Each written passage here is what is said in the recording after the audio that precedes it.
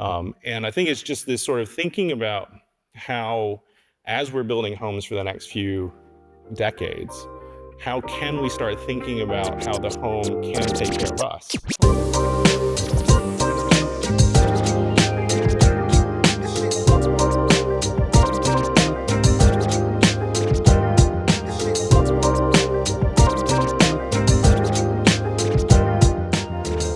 Welcome everybody, and welcome to the Art of Living Well, Ultra Feel Good Design and Tech Integration.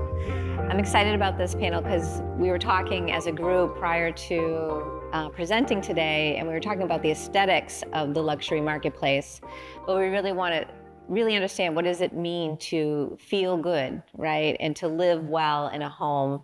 So we're going to kind of dive a little deeper into that. But first I want to introduce and let everybody get acquainted with our panelists today. I'm going to start with Michael O. So we're, I guess, what you would consider an AV integrator. That's probably the closest. But as I'm sure many of you recognize and know, any piece of technology in luxury homes tends to end up in our realm. Certainly things from low voltage to lighting control, shades. In our company, I actually started it 30 years ago. It was a company called Tech Superpowers, which is the TSP. And that was in the sort of corporate space. We did IT support, but this is like when the internet was a new thing. And we still have that part of the business, but the luxury smart home and AV integration on the commercial side started about 13 years ago. And thanks for having me. Thank you. Greg? I'm Greg Hardwick. I'm a custom builder and frequent Builder Innovator Summit attendee. But some of you are out at a home we're in the process of building right now that's very teched out. So I'm excited to talk about some of the things we're doing at that house in the context of living well. And I'm Tara Pavia. I worked with Kenneth, Vona, and Son Construction. We're a New England-based master builder.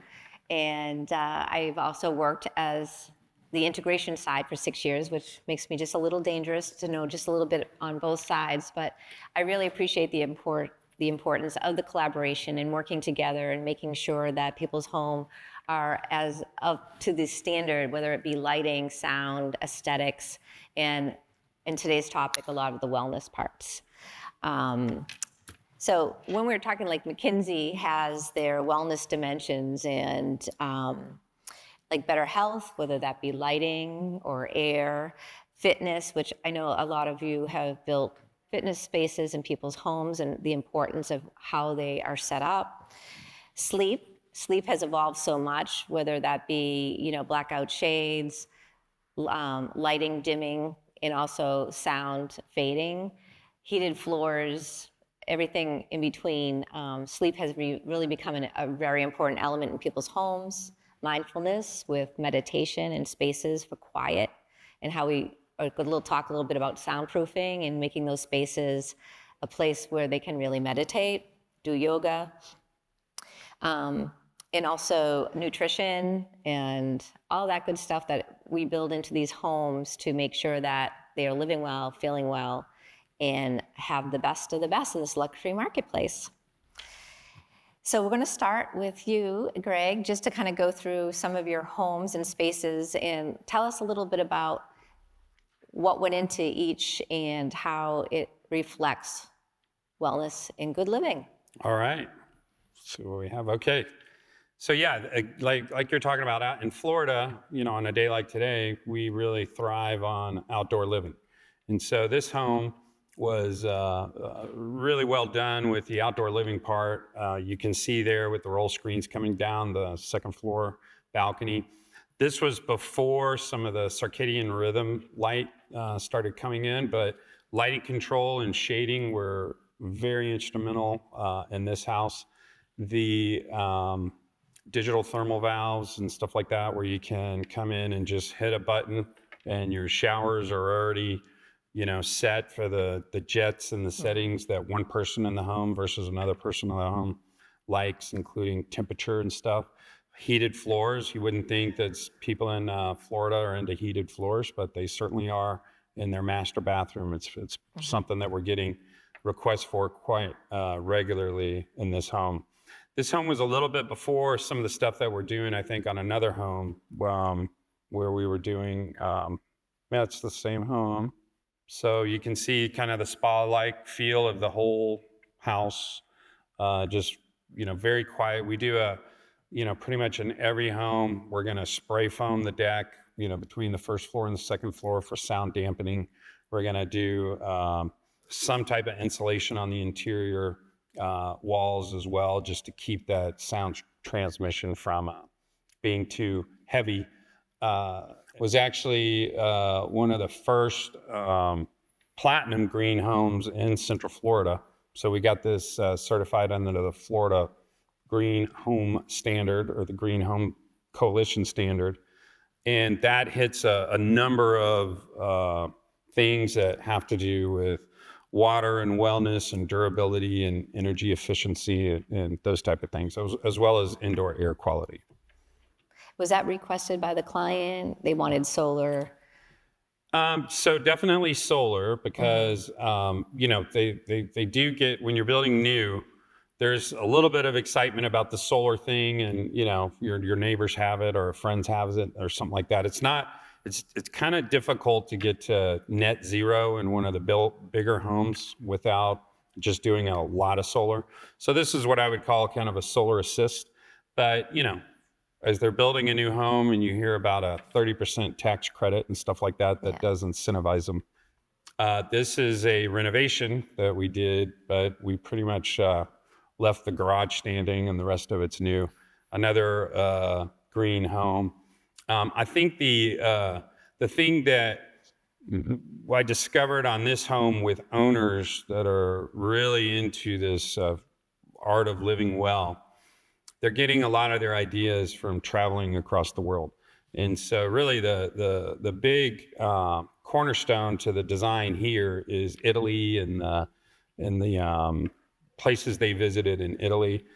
Believe it or not, this owner, who was a real estate developer as well, we thought he was just going to have all the selections done and ready to go, but he took just as long as everyone else in his selections. But his big thing with this house is that he wanted it to actually look like it had been added on over the ages, over the years. So there's a lot of stone that even in this chimney that you're seeing here, the fireplace veneer, he did not want any repeating patterns on the floor, no repeating patterns in the stonework, inside and out.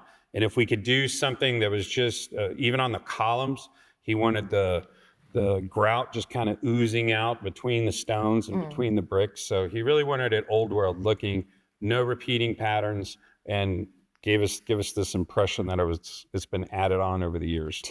To Greg's credit, he gave me so many incredible projects, and it was up to me to kind of cherry pick which ones, not even really knowing all the aspects that went into the home.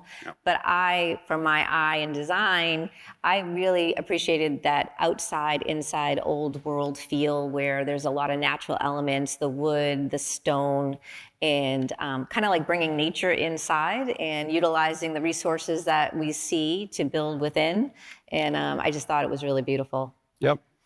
Thank you. We're going to hear a lot more from you, but we're going to let Michael go through some of his amazing projects and what he implements in his integration. Sure. Yeah, so slightly different home, although historic in its own way. So this is actually, we're based in Boston, is the headquarters for our company, but and all of our clients have some sort of Boston base to them. A lot of them work in Boston, but like with what Greg was saying, they travel. Some are international, have second and third homes that they're at quite often. But this is a project that we did, in the Back Bay of Boston. It's actually an 1890s era music performance space that was. It's literally in a residence there. So you walk through what is, of course, a very nice residence in the Back Bay. If anyone's been there, they have some incredible properties, very historic. But even for that kind of area, this is sort of a next level. So more of a brownstone kind of layered community. Absolutely, and this has been sort of added on the back of one of these brownstones, and it's sort of a hidden gem when we first came across this owner in this property, we'd been working with them on a couple of properties, one in New Hampshire in the Sunapee area. And they actually had this space, but a lot of it was, it had been modernized. I mean, it had air conditioning, it had some lighting, but essentially none of the, any of the effects you see here. It was sort of done, with the rest of the home. And so we collaborated with a number of folks. So Fourth Dimension Lighting, they're actually a theatrical and ecclesiastic lighting designer, if you can even think of the term, but they're based in England, in the UK. And they did the lighting design, collaborated with us. We did the technology installation, setup of all the Lutron lighting system. We have Amina invisible speakers. We have these tiny little lights that are incredibly bright that you can see in those kind of ceiling details, and worked with KVC Builders, which is a very good kind of custom firm in Boston, and Driscoll Electric electrician. The challenge, of course, here is just to have to bring this along and make all the changes. I mean, you can imagine the wiring that's necessary for all of this, but you have to leave it as it started, and tremendous amount of work, and a lot of collaboration. And that's kind of what we feel is like our signature, is the collaboration with all of the different trades, and having worked with folks, and both people that we worked with years, but also new builders and new contractors that we've worked, have to sort of get together as a team and figure things out. And it's always a pleasure, of course, to have a great sort of outcome like a project like this. Excuse me. No, go ahead. How many speakers did you implement? Are they in the ceiling, invisible? Yeah, there's like a lot of wall space. There's 6 invisible speakers and then 2 subwoofers that are hidden up there. There's tiny little black dots in the corners of ported subwoofers, so those needed to be sort of hidden as well. And of course, living well, I think, is also just being able to feel like you're able to use your home to its fullest extent. I mean, and of course, if we're in this luxury space, people have spaces, entertaining spaces, social spaces, and those types of things, and being able to sort of integrate technology in a way that they're able to use it more effectively. Now this is much more of a party and social space, and every once in a while there's a trampoline in there too for the kids. So, I mean, I think a lot of what we see with our clients is this focus on family. And of course, as wellness comes sort of hand in hand with that. So this same client, actually, we're working on a project, and that's, I think, the next slide, which is in Big Sky, Montana, in the Yellowstone Club. And this is a rendering of a home theater. And so we're working with a builder out there who's, of course, very good. I think Highline Builders is the name. And, we're doing all the technology integration on this home as well. And it's really interesting to see, as clients kind of go through their journeys and go from house to house, their shift of focus. They've never had a home theater before. And they're also putting in sort of circadian kind of lighting like Ketra and those types of things as well, as the technology evolves. And you can see, one's a doctor, the other one's in finance, and you can just see this interest in taking care of themselves, right? Mm-hmm. And both from taking care of the family, they're multi-generational, there's 3 generations living in their house, and then they travel together and those types of things. And it's really fascinating to kind of see how their priorities, have shifted, and also like the technologies and things that they're interested in. As clients sort of learn about a lot of these trends. So, I mean, one thing that you were saying earlier was about sort of acoustics. Mm-hmm. And one thing that we found in particular, I mean, of course, you think about home theaters, and that's, of course, where people invest a lot of money in acoustic design, even bring in specialists for it. But we're seeing a lot of those types of elements start to work their way into other parts of the home. Mm-hmm. So, the idea of having fitness rooms, yoga rooms, meditation rooms, a lot of the same concepts, kind of really play there as well. Like you want quiet spaces, you don't want mechanical noise, you don't want, somebody on a phone call 2 rooms away to be heard. You're using a lot of the same techniques, staggered studs and being able to kind of create separation and noise, kind of dampening in all directions, and having to consider that, that's a totally different level, right? Because it used to be in our world as integrators, we were brought in last. Right. We're the last ones out the door. And there's not actually that much necessity for kind of integration with design and sort of builder, but that's no longer the case. I mean, you think about all of these types of technologies and considering things like noise and acoustics and circadian rhythm, it's all, I mean, we're in it from the beginning, from the design side of things, all the way. Do either of you work with the designer to give them insight as to the types of wall designs that absorb sound or are barriers but are aesthetically pleasing? Do you point them in the right direction, or?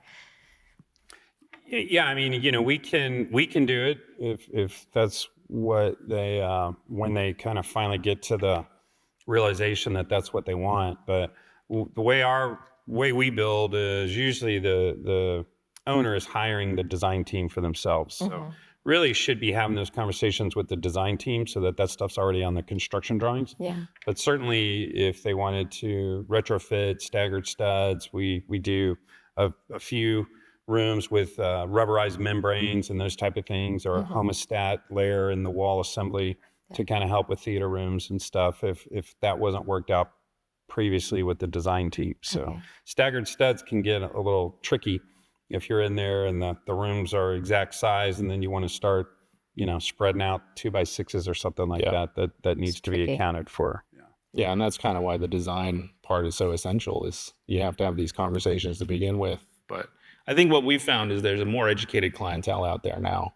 And part of it's, that people are reading so much, they're on social media, they learn about these little micro kind of lessons about, air quality, about, how, increased noise over your lifetime can actually increase, the rate of cardiac problems. I mean, there's all of these studies that are being done, that have been done, and that talk about the environment. And as people are sort of absorbing these things, they're thinking to themselves, what can I do about it? And then with the opportunity of building a new home, they start asking, and then they start consulting with people. So I think I've found myself being more on that side of, what do you think about, water filtration, air filtration, solar batteries, the whole gamut, right? I mean, I think people consider if it has a wire, it sort of has something to do with us. And so we have to, do a lot of research and make sure that we come educated to those conversations. That brings me to the next question. You're new to each other. You're about to be brought into a project together.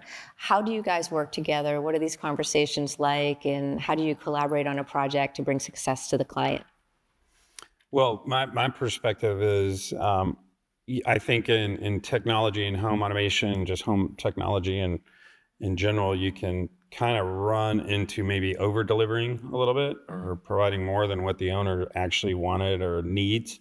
So I'm really big on that initial lifestyle assessment, and really having someone who's completely unbiased on one brand or one approach, listening to the owner and what the problems are that they're trying to solve, or what the cool thing was they saw in London at their hotel, or something cool that maybe their friend had that they want to do as well down the street. So really just kind of sorting all that out first, and doing quite a bit of listening, and then maybe start working with a design that starts to provide those minimal needs, exactly what the client's asking for.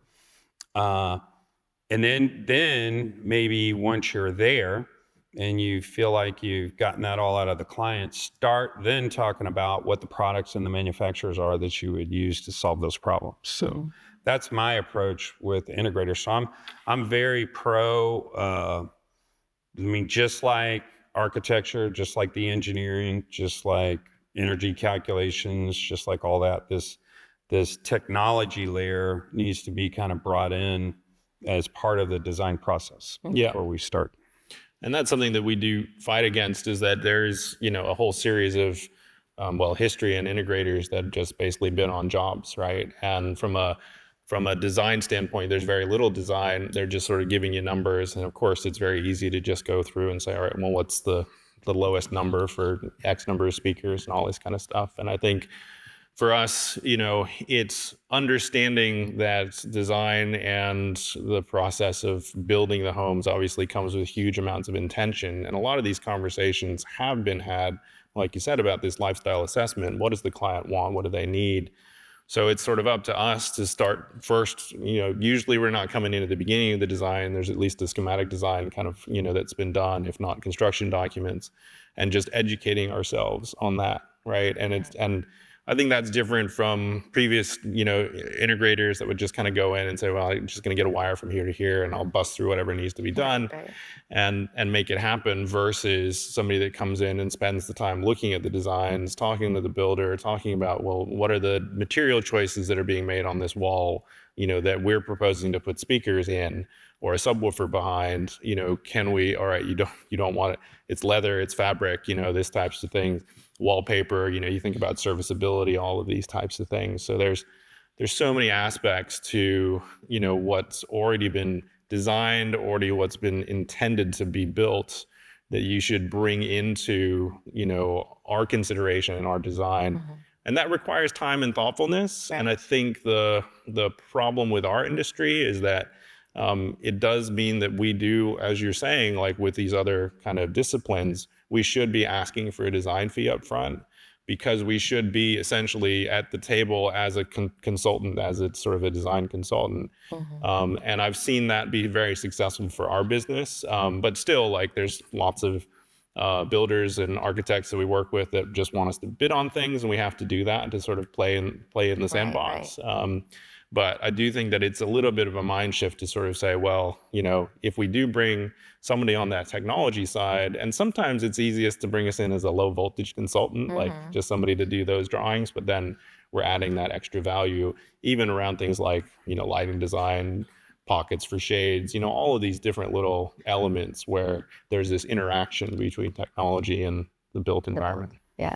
Yeah, and I ideally, I think, kind of comes back to this MEPT mm-hmm. kind of approach, mm-hmm. where that low voltage side, that technology layer, is just as important as the mechanicals, just as important as the electrical and lighting plan, just as important as the interior design details. Because if you're not looking at all that at once, then there's going to be conflicts all over the place later on. It's really interesting when you look at what someone who's just solely focused on design and that owner and what they're trying to achieve with that design, versus your typical integrator that just comes in there and starts putting speakers and cameras and stuff like that anywhere. How much better integrated, the design that's been developed from the beginning, from the ground up, is, versus the design from an integrator kind of coming in at rough end and saying, okay, well, how much do you want to spend? Right. What do you want to do? This is what I suggest. It's just a completely different animal. So much prefer that technology drawing in there, mm-hmm. along with everything else while we're building it from the ground up. So I always found too, like, understanding lifestyle, even with speakers, do they listen to NPR or are they listening to concerts, opera? And it kind of really determines the direction you bring them as to what type of speakers would work best for them. Absolutely. So really about lifestyle. And getting into lifestyle is, we're going to talk a little bit about a term I'm sure you've heard, is aging in place. And he mentioned this is three generations. So maybe there's a ramp down there to go down and see the movie. Yeah. But it is really about thinking of a home build and design. But if they're there for life or the next 20 years, what does that look like? How are they going to live in their home? And it's hard, right? It's kind of hard to say, well, I'm going to be exactly the way I am right now. But 20 years from now is the unknown, right? Anything could happen. And this incredible home that's being built could be generational. You can bring in loved ones to stay with you, or you age in place. And we're going to talk about a case study that actually is, everyone knew is almost a world story about, had other things been brought into a home earlier, or when they had the home as they were aging, how you could be preventative of illness, preventative of death and dying. So, which is the core of everything. But Yeah. Michael's going to give us some statistics and kind of seeing how. My TED Talk. Yeah. Yeah. I'll just sort of skip to the, so this is actually something I learned about literally a month ago, because I went to a conference at the MIT Age Lab, and I was like, what is the Age Lab? And it's this guy, Joe Coughlin, who wrote a book about what's called the longevity economy. And it opened my eyes, I think, and it's something that I'm bringing to a lot of the conversations that I have now, because I sort of realized that I think the way I've been thinking about it personally, as well as us as a society, have been thinking about it is sort of off kilter with the reality of it. I also think that there's tremendous economic opportunity in this for anyone in the construction sort of world and technology. So these are some stats from the UK, which represent, much of the Western world. And you can see the demographic shifts of what's happening in the next sort of 50 years or so, and how many more of us are going to be 65 or older. And I think the reason I find this particularly interesting in our world is that when we're building houses not for 10 years. I mean, we're building houses for many decades, hopefully 50 or longer. And if you think about the people that you're building these for, and many of them are already sort of 65 or older, they're of course able to afford these things because they've had tremendous success in their lives, monetarily and financially. But nowadays, you're also seeing a rapid shift wealth to younger generations. So you might be building a house for somebody who's in their 40s, but they're going to be in there for a long time and developing many generations. So it's this rapid shift. I mean, one really easy way to think about it is right now, the stats for people on Earth that are over 65, it's 1 out of 10, right? So you sort of think 1 out of 10, that's not everybody that we run into. But by 2050, that stat's going to be like 1 in 6. So suddenly, like, you have many more people at any given place that are going to be in that 65 or older. And then there's this concept of what's called the health span versus lifespan. And lifespan, of course, everybody's familiar with that concept. Health span is a relatively new term, and that's your healthy life. That's your life that you can be independent, that you can sort of, operate on your own without assistance, without, being bedridden or medical care. The graph on the left is Germany, and you can see that is a growing sort of gap. So 8 to 9 years, and that's over sort of a 20-year period. It started to increase even towards 10 years. The graph on the right is America, and actually America has the largest health gap of any country, and it's partially because Americans do live longer, but also partially because there are many challenging chronic health issues that Americans deal with as well. So the adjusted sort of life expectancy versus health expectancy is around 13 years. And so you think about the implications of that has of somebody who's living in one of the homes that you build. That sort of means for 13 years, if they're staying in that home, and of course there's lots of other scenarios that people are in care homes and other scenarios, but that's extremely expensive and only going to get more expensive. Then you have sort of situations where you actually need to be thinking about how those homes are designed. So I thought that was sort of a very kind of interesting, set of things to think about, really, and in terms of the stats and, what it means for our industries. Absolutely, because I do think it is going to become more and more financially not a reach for many. It's actually, if they put the money into their home up front, then they can have resources available to stay in your home and to enjoy being in your dwelling place instead of a nursing home, assisted living, whatever it may be. Even quarters that are maybe attached or first level, or places, caretakers that actually could stay in, while they're caring for someone. So, but the difficult thing is having these conversations with clients, right? I mean, you're basically saying, let's think about the day you're going to die. Right? Nobody wants to think about this stuff. Nobody wants to talk about it. They're in the prime of their lives or their financial kind of peak. They're building, what is going to be an epic home for generations. So I want to sort of think about, well, wheelchair accessibility, kind of, do we need to consider things? Do we need to put it, even if there's no elevator, an elevator shaft, like, just sort of thinking about these things.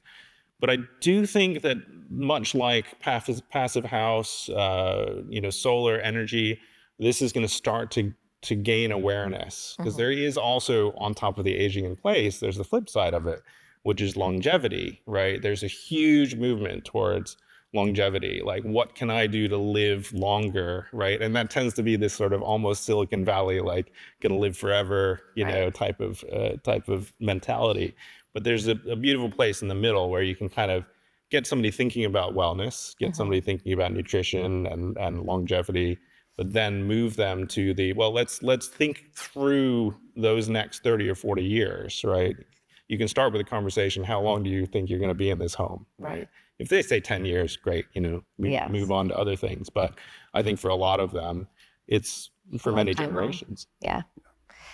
We were just talking, I mean, it's going to get to a place where AI mirrors will be able to say, you're looking a little bit jaundiced or overtired or depressed, but it is going to be like our health span may even go just from a mirror with all the AI stuff going on. But anyways. I mean, they're talking about toilets that can read your poop, right? Oh, gosh, I mean, right. so like, and that can measure, like, I mean, it is getting to that point. And I mean, I think the sort of simpler example is air monitoring. So this is an AirThings monitor that measures radon. It monitors, particulate matter, VOCs, of course, the standard stuff like temperature, pressure, humidity, and it has it in an app and maps it over time. $300. Right. What I tell people is you can't change what you don't monitor. So you get something like this and just take a measurement of the baseline of what's in your home, right? And you'll see when you cook and when you clean, the VOCs go up, especially if you've got gas stovetops. It'll be a completely, because a lot of houses now are very sealed, and the passive house designs mean that stuff actually sits in your house a lot longer than it used to. Yeah. Well, this kind of is going to bring us now. We were talking, because we were talking about age in place, it kind of evolved our conversation, and we brought up what happened with Gene Hackman and what we could have prevented as, home builders and integrators, and what are the things that we can put in place that could literally save lives. And I don't know if, Michael, if you want to kind of... Yeah, I mean, it's a story I think many of you probably read in the press, and I don't know if anyone read the follow-up stories, but essentially, of course, everybody knows that Gene Hackman and his wife passed away very tragically not that long ago in a house in Arizona, I think it was.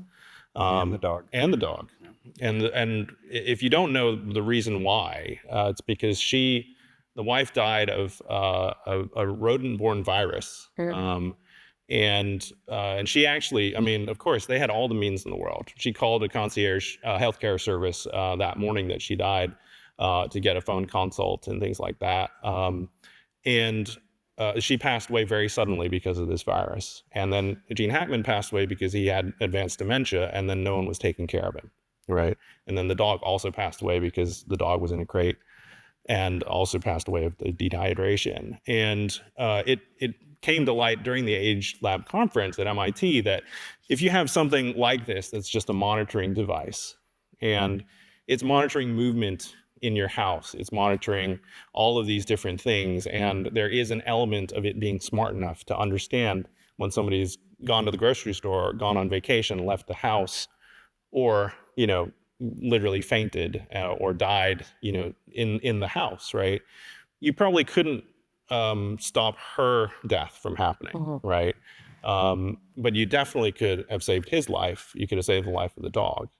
And I think it's just this sort of thinking about how, as we're building homes for the next few decades, how can we start thinking about how the home can take care of us, right? I think that was sort of the term that you were using, that it starts to look out for us in a way. And I think there's a lot of interesting technologies coming along that us, and as the integrator side of it, as that T in the MEPT, and then the builder side, can start to work together on sort of learning about. And let's see if we can do something more than build a beautiful house. Like, if there's ways that we can take care of the people, there's of course huge value in that, right? Being able to tell that understanding of the narrative that that's what we bring to the table, that's what we're doing together, I think brings a lot more meaning to that collaboration to the client. What is out there that's monitoring change of routine or things are different happening within the home? Are there an evolution of oh yeah, My watch. the watch. So Yeah.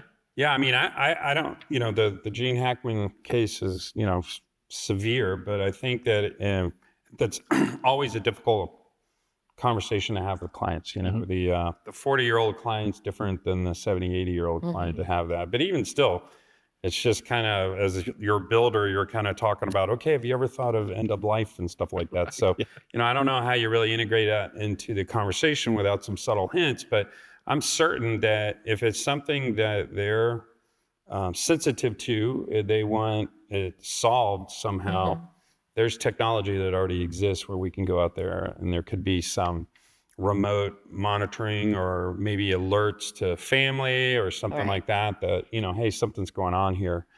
Because I know we can do it already, just with ourselves and how these things integrate with phones. And if it's integrating with the phone, certainly there's something it can integrate with at the house that's, putting some type of alert out.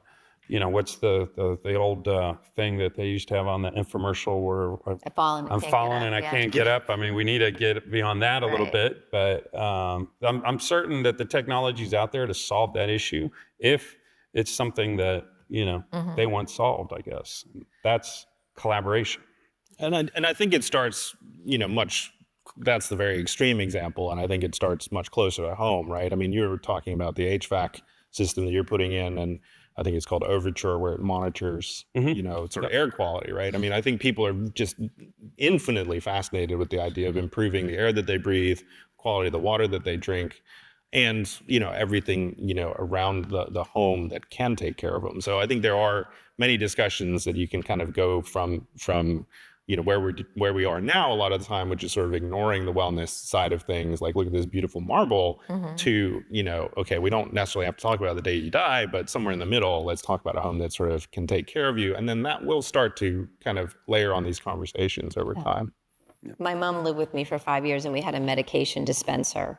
And if she didn't take the medicine, it would say 6 o'clock, time to take your medicine. And if she didn't, it was sensitive enough to do an outbound call and say, she didn't take her medicine, is everything okay? So is this any touch point when you're not available to somebody in home who's a little more fragile or vulnerable? If the refrigerator hasn't opened for a day, 24 hours, right? And you do have to have some smarts there. Like, did somebody shut off all the lights and then leave and the car's no longer there, so they went on vacation, right? I mean, you don't want it to call, in those types of scenarios. But I do think, especially, with AI coming in terms of how it trains, the systems, I mean, it's very difficult as an integrator to program a home to know if somebody's home or not on the basis of today's technology. But as you have all of these things starting to have awareness and sensors and even like little passive IR things that sort of know when somebody goes by, Nest thermostats have that, those types of things. Even if the phone is in the home, right? That's a perfect indicator whether or not somebody's, home or not. So I used to always joke, living on my own, I said, I'm gonna get the paper delivered. If you see more than 3 papers in my front door, something's wrong. So, knock on the door. That's right, knock on the door. So does anyone have any questions in regarding to today's talk? Has anyone, oh yeah. You're talking about in the floor system between the first and second floor? I always be real careful on how I'm describing that. I describe it as sound dampening, not sound proofing. It's very hard to soundproof and kind of just the normal practice and building components that we have. But whether it's open cell or closed cell spray foam on that floor deck, it's going to help quite a bit. Yeah, quite a bit. So it just depends on which one you're using. I would recommend open cell on that. And so 3, 4, 5, 6 inches. You're not doing it for thermal quality anymore. You're just doing it for sound dampening. I know that you have to be careful on when you put your mechanicals in, because some of the duct work and stuff like that, flex duct and stuff that we use here in Florida can be sensitive to the spray foam and the chemical change that's going on there. So you got to be careful where, spraying areas and spraying over duct work or touching duct work and stuff like that. But I would say spray foam and what we do is almost an automatic. There's other things that you can do with your subfloor and like we've used Troba. It's not Troba, but it's a version of Ditra, the Schluter product that actually has like a little felt layer underneath that. And that'll help dampen the sound a little bit as well. So some people do lightweight concrete to do that, but spray foam is just a pretty easy thing for us to do. And remember, it's just dampening. It's not soundproofing at all. There's tons of YouTube videos about people doing these kind of like different ones. Like there's a lot of these that came out after COVID, you know, for COVID reasons, but also for workplace reasons. So a lot of these companies do things like more CO2 focused, right? So when there's just not enough fresh air, you know, in meeting rooms and that kind of stuff. This particular one is Air Things. I mean, I did a little bit of research and thought that based on, I mean, I like the fact that it does radon as well, because that's a pretty big concern for a lot of our clients in the Northeast. So being able to sort of, you know, put a device, I mean, a lot of them do have radon mitigation systems, but they were put in many years ago. And the fact that they can have this on an app and then just sort of see that trend over time, I think is very interesting. So. And then the next level to that is being able to monitor it and then have a device react to it, which is some of the stuff I was talking about today during the home tour. And we built a home a couple years ago that had that. It's the Brown Overture system, where it actually has sensors all over the house, bedrooms, living room, kitchen. It's actually one right over the hood. But what that does is not only monitor, but when things get out of tolerance or they get out of the bandwidth that you created there, or whatever somebody else created, it'll actually turn something on. It'll turn an exhaust fan on in a bathroom, or the hood in the kitchen, or an ERV, you know, in the mechanical room, to try to pull out the contaminants until the air quality comes back down to where it's supposed to be, and then it'll shut those devices off. So that monitoring with the actual reaction of a device doing something based on the data is kind of next level from just monitoring on your app and tracking. I've also heard one sort of set of statistics that show that because passive houses are so tight in their envelopes, that when you turn on all of the exhaust things, you actually can in some cases increase the pull of radon into the house. And so, you know, and of course that's sort of an unintended consequence of all of these things. So being able to like monitor these things, and so it's not just like, oh, well, I think I need to do this and I'm going to run it for an hour. Being able to have a system that runs for as long as it needs to run, but doesn't necessarily overdo it, or can sense changes in radon levels and other things and react accordingly. I think that's the type of world that we live in now, that clients are extremely interested in the data. And so giving them, you know, something like this just to understand is really powerful.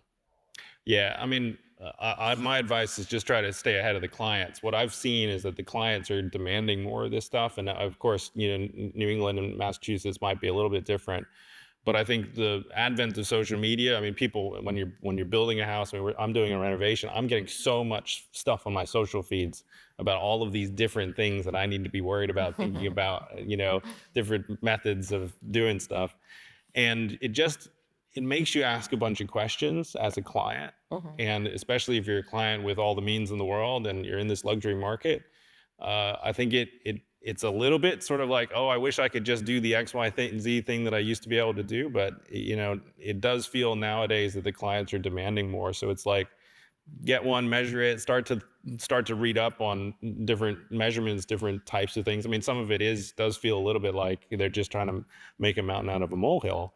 But some of it also feels like, hey, you know what? If I'm giving data to my clients and having a conversation with them, you know, about these things, there is also this sort of economic benefit, and I mean that to your own pocket, to sort of say, hey, I'm trying to educate. I mean, there's a lot more engagement with a client, especially if you're not necessarily starting with how is my house going to kill you, but like, you know, how is my house going to take care of me?